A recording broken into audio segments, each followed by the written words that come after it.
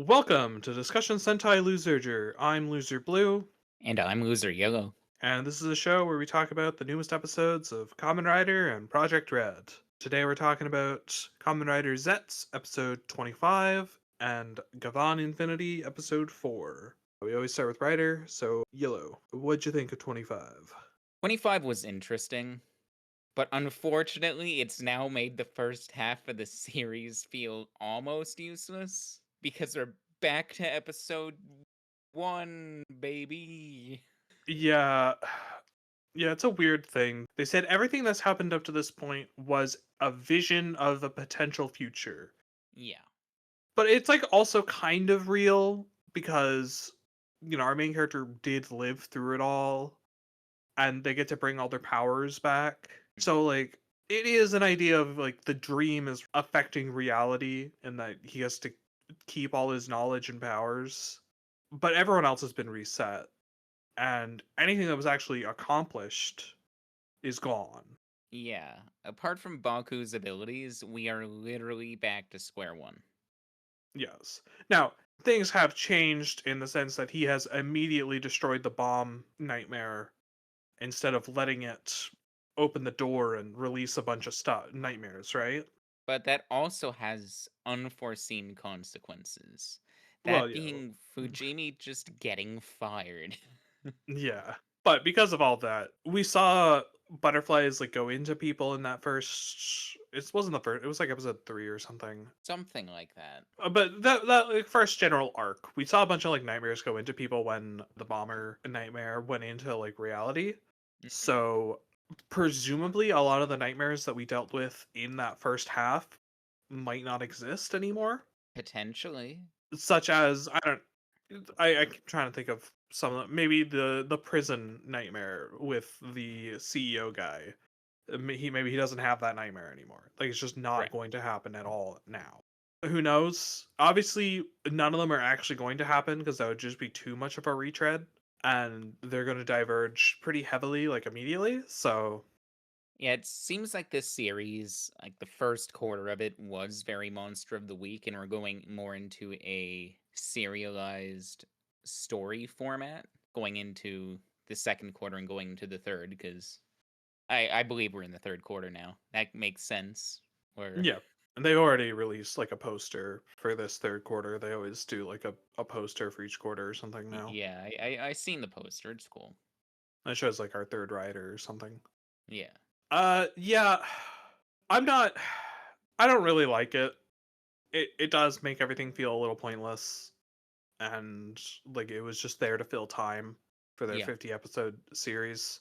And it also feels like a bit of a, oh, this is convenient. Now Nox hasn't really done anything bad, Hmm.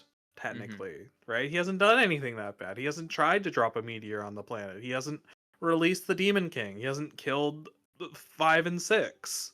Yeah. But we still like he hasn't changed as a person. He's still the person that would do that. Right. So they still need to do something to truly redeem him if they ever want him to be a good guy. Unless Well, he's he's just a done villain. nothing wrong. He doesn't need to be redeemed. We need to see Baku like induce some kind of character development in him that like Yeah. truly changes who he is as a person. Like, I wouldn't classify him as, like, an anti-hero or anything like that because he is very bad coded. Are anti-villains a thing? Uh, Not really. He's in this style of he's a villain, but you can definitely see where the writers probably want him to become good eventually, I think. They're gonna want to do something. He's had sympathy for the main character and stuff. They need to do something to really justify it. If he's just all of a sudden good now, like he doesn't do anything bad for the rest of the series, it's gonna feel weird because we know that he would do bad things. We've seen him do it in a vision of the future that is presumably completely accurate. Yeah. Still really odd. I want to know why he had this vision. Yeah, I'm curious. We haven't gotten any good justification as to why Baku is special at all. What makes him capable of being Zeztz? And what about Zeztz, I guess, lets him have this premonition? Or why did he have this premonition? Is there some kind of dream god that gave it to him? I don't know. It could have something to do with Code Somnia. Whatever that's gonna end up being. Yeah, who knows? I mean, Code Somnia could just be whoever the new writer is. Who knows? They mention it like once this episode, so it's not much to go on. Like, dangle the carrot in front of us. What's a Code Somnia? Meanwhile, Code is just bad coded. No, like I'm done. Code is not ambiguously good. They are bad. They are the villain. Yeah, it definitely seems that way. They haven't justified them as being this ultra pragmatic organization. They just kind of seem like a villainous organization right now, which is a bit annoying. But this episode did not inspire much confidence in me. We'll have to see where it goes. There's still 25 episodes left, presumably. Still a whole Yes. half a series left. What we have seen is a bad ending, and now we get to reverse time and New Game Plus to get the good ending. But I don't know. So the way Kureha got reintroduced into the series is giving me huge sleeper agent vibes. Because it's obvious that she wants nothing to do with Code anymore, and she was trying to get away from Five when Five showed back up. But the second she got her memories back, it's like, yeah, time for Code, baby. Well, I I'm mean, Agent 6. it's not surprising she'd try to get away from Five if she didn't have any memories of Code, right? A strange Yeah, man comes up to you and tries to shove a strange orb on your forehead. Yeah, fair you're enough. gonna try to back off. But yeah, it's definitely it feels like maybe not sleeper agent, but like she was in reserve. You're not useful right now, so we're gonna erase your memory so you can't betray us, and we will activate you when we feel like it. But And they back felt like it. when we had the Kureha episodes, didn't she say that she quit Code? Maybe. And then 3 gave her memories back. The three didn't really give her memories back. She kind of regained them through whatever nonsense Nox and the lady were doing, if I remember correctly. It doesn't really matter. It doesn't matter. It happened in the first half and it's not relevant Yeah, anymore the first because half it is was all irrelevant. a dream and it was stupid. Yeah, I don't know. This is just them speed running her back into being a code agent. Yeah. They just need to quickly do it without any real consideration for anything. Just boom, your brainwashing's done. You're a loyal code agent again. Good for you. Yeah. But Nox also observes how strong Zeztz is with Yes. Catastrum. And that is going to change a lot of things. Yeah, that definitely I guess probably shakes him a bit. He's like, why the heck is this guy so strong? What's going on? He can't just vague post anymore. He can't just stand there saying weird nonsense. Oh, the nightmares within dreams. Oh, the The darkness darkness of in your heart. code. Ah, Nox, please speak in concrete words. But looking at next week's episode, he is using Nox Shadow, Oh, is he? I Nox didn't Night, notice that. whatever it is. He's Wait, oh, okay. Is it his first form or is it his his rider second form? form, Okay, his his rider rider form. form. So I'm presuming he wakes up a lot You would sooner. presume. Yeah. I mean, I think they're going to speed run a lot of stuff to kind of get us to basically get us to a point where we're at like pre Demon King, Yeah, right? We're just going to kind of speed run the first half until we hit pre Demon King in terms of like where all the characters are. Yeah, Kureha is back in code. Baku is he's kind of like weird on code. Nox will wake up, stuff like that. yeah, Which again, it just makes me think that maybe it would have been better. I think it.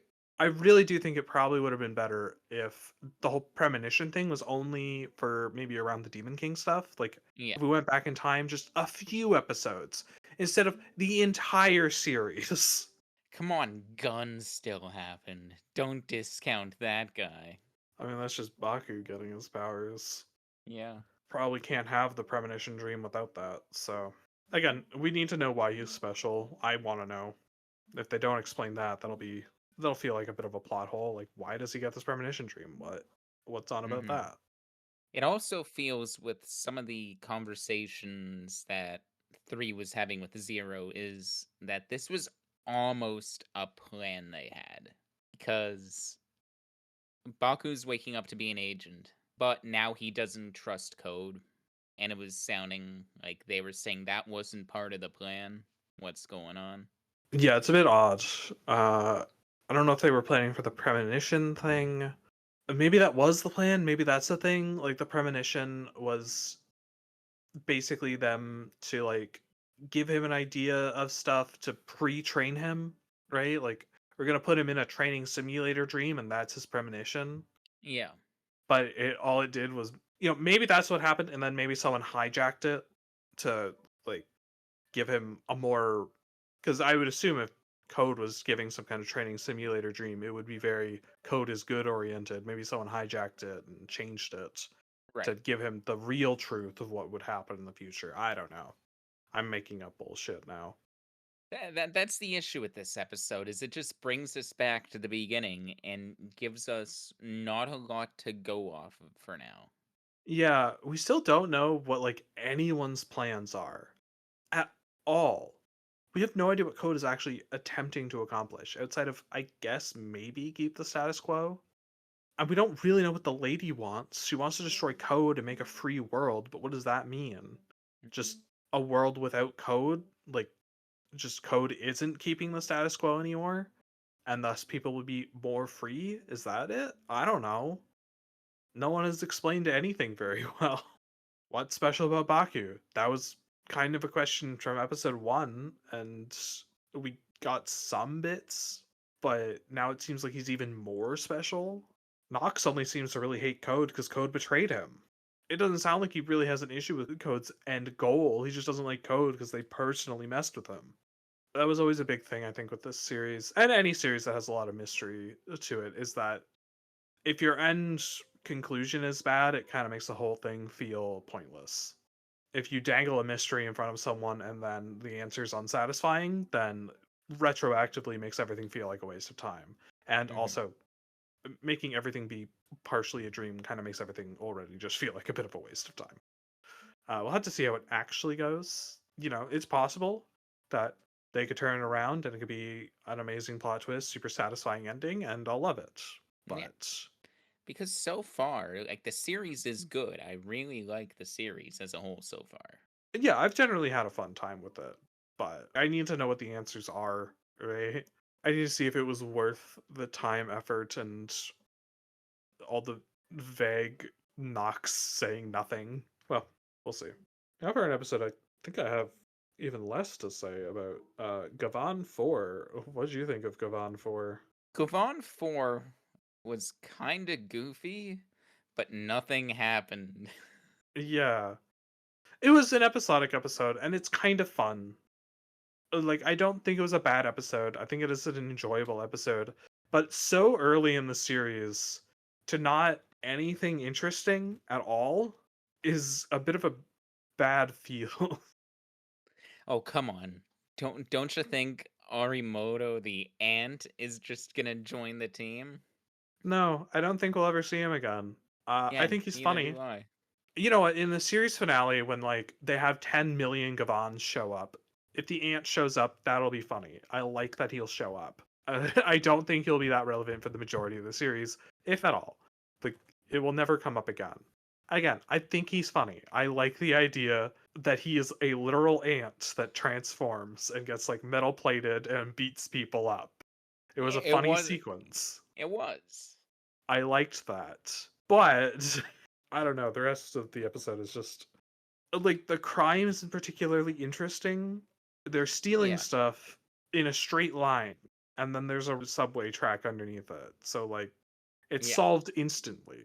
It doesn't feel like there's any real detective work here, any real police work. They already know where they're going, so they just go underground and fight the bad guys.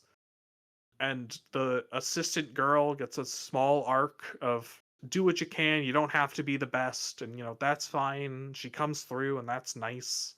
Yeah. But will we ever see her again? I Nope. don't know. Probably not. There's also an issue I find with the episode that we just focus on Infinity, right? Yeah. Like, it's just Infinity. We don't have Bushido or Luminous here. And that's because they don't have access to interdimensional travel yet. But they will, obviously. Although it looks like next episode we're just going back to Bushido's world, so Yeah. who knows? That's what it does look like. I don't know. I guess it's because I'm viewing this as a replacement to Sentai, and I probably shouldn't. that a thing I like in Sentai is its ensemble cast. I like that there's a team and they have different personalities and they interact, right? Hmm. So this is a replacement and it's an episode where we just have our red feels off to me. I don't like it that much because he's cool, I guess, but I don't find him that interesting so Right. far. Yeah, he hasn't really done much, unfortunately. I could complain about the fact that they reused the same monster again.